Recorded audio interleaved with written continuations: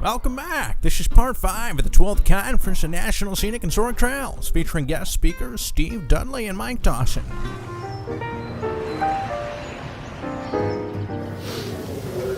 The proof is in the pudding. You look at the chart of where over time of where the capacity to do work is building, and it's in the 4 regions that have regional offices, because there's somebody out there all the time working with the agencies that have responsibility. They own the underlying land. On the Pacific Crest Trail, we have 26 different national forests, 7 national parks, 6 BLM offices, 4 state park offices, and we have 24 volunteer-based organizations we're working with. There's a lot of need for communication and making the connections that folks talked about in this first thing. If everybody's working in different directions, you're not going to get much done. If you get everybody in a room and figure out how to work together to accomplish some things, you can really do stuff. The agencies have staff, but in my career, the staff of the U.S. Forest Service has probably dropped by 60%. And so you have a lot of talented people, and you have a lot of people with a lot of knowledge, but there's only so many of them to go around.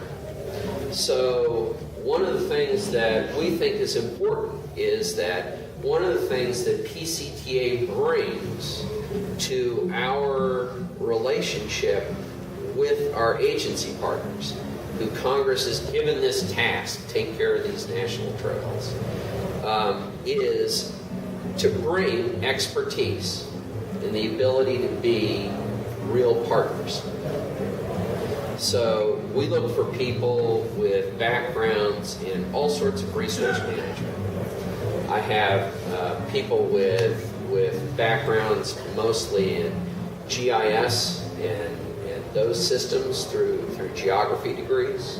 I have people who are fish and wildlife degrees. We have people who are foresters. We have and we have some people who, the academic end of it is not necessarily what you would think. One of our most successful regional representatives has a PhD in philosophy. But they all bring different things to the table. So there are a couple things going on. I'm looking around at a bunch of people here who are considering potentially going into a career in some sort of resource, in some sort of trail-related work. And there are a couple of things. One is, there is no university in this country that teaches trail management and construction.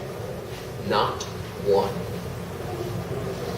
Those skills are built through people doing the work, apprenticing themselves to other people, and learning through organizations like the organizations in this room.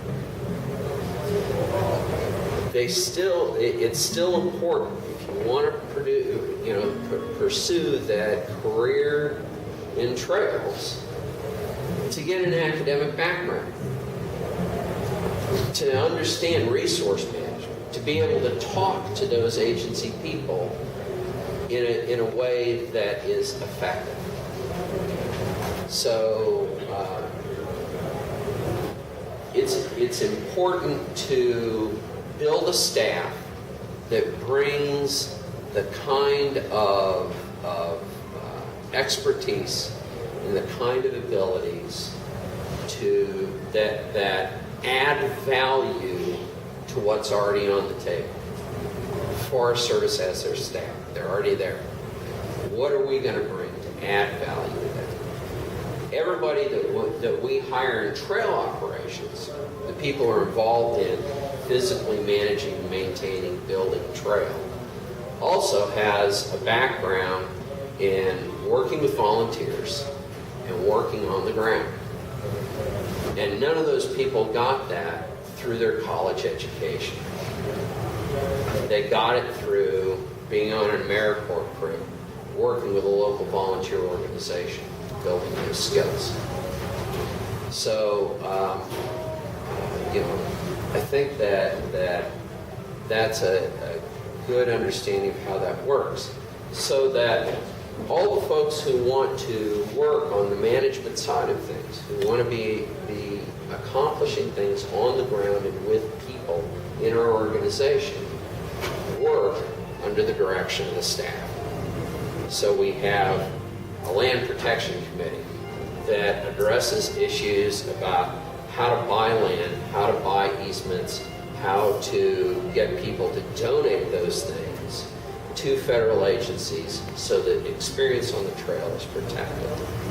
And we draw some pretty high-powered volunteers to work on it.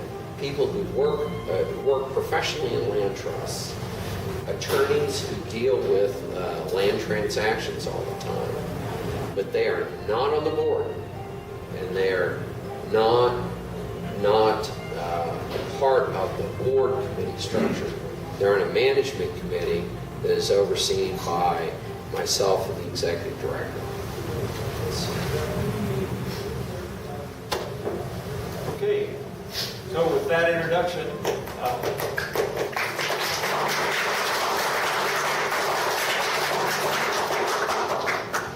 what questions or insights or experiences do you have that you want to share? Let's start here. Steve, I have a question. You're out searching several states for board members. My name is Dave Day from the Arizona Trail Association.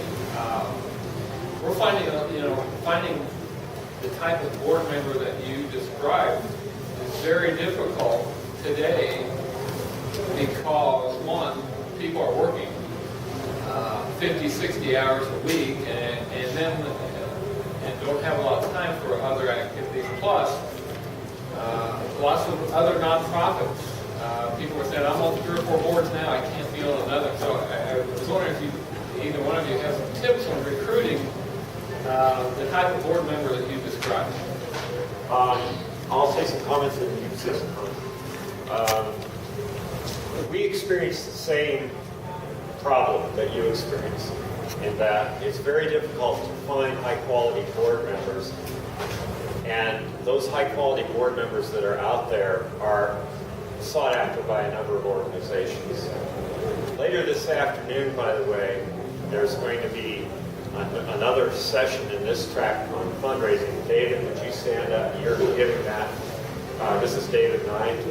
And what we realized is that the techniques we use in fundraising are very similar to the techniques we need to use in board development.